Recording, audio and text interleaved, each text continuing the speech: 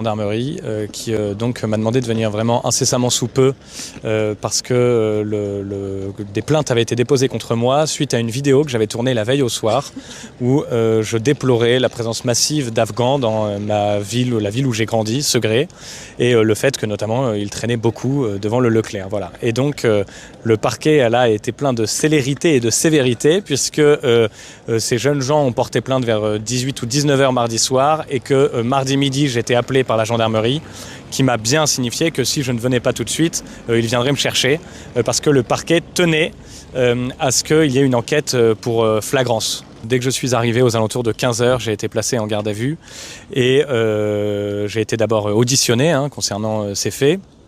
Et la garde à vue a été prolongée donc, de 24 heures supplémentaires, enfin pour être exact. Lorsque je suis arrivé, j'étais placé en garde à vue, donc ça dure 24 heures. J'ai été auditionné, j'ai répondu à tout ce qui était relatif à cette affaire. Une autre audition a été programmée pour le lendemain matin, à laquelle je ne trouvais pas vraiment d'intérêt, puisqu'en réalité j'avais déjà tout dit lors de la première audition. Donc j'ai été réauditionné jeudi matin, suite à quoi on m'a signifié qu'on allait prolonger la garde à vue. J'ai été réauditionné 2 fois par la suite, pour des détails qui n'avaient plus rien à voir avec l'affaire, sur ma vie professionnelle, ma vie familiale, est-ce que je m'entendais avec mes parents ou pas, où étaient scolarisés mes enfants. Mon épouse elle-même a été convoquée.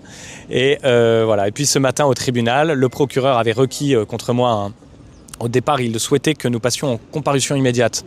Et peut-être qu'ils ont pris conscience un petit peu du caractère inique de leur décision, et notamment du bruit que ça a fait sur les réseaux sociaux, parce qu'ils ont changé de fusil d'épaule. Je crois qu'ils ont compris que la comparution immédiate aurait été une très mauvaise pub pour la justice et pour sa prétendue neutralité.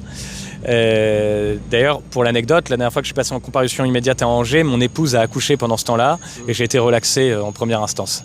Donc voilà, le procureur n'avait peut-être pas envie de subir un nouvel affront. Toujours est-il le parquet requérait l'interdiction d'utiliser mes réseaux sociaux, tous, durant 6 mois, l'interdiction de retourner dans le Leclerc dans lequel je fais mes courses depuis que je suis enfant, et également... Le Leclerc où vous avez tourné la vidéo. Tout à fait, donc dans la ville de Segré, Leclerc de Segré, et l'interdiction de faire pression sur les victimes, comme si d'abord il y avait des victimes et ensuite comme si j'allais faire pression. Bon, le juge des libertés a retenu l'interdiction d'utiliser seulement TikTok et Twitter, mais seulement pour une durée de 1 mois, parce qu'il avait conscience que c'était une grave restriction de ma liberté d'expression.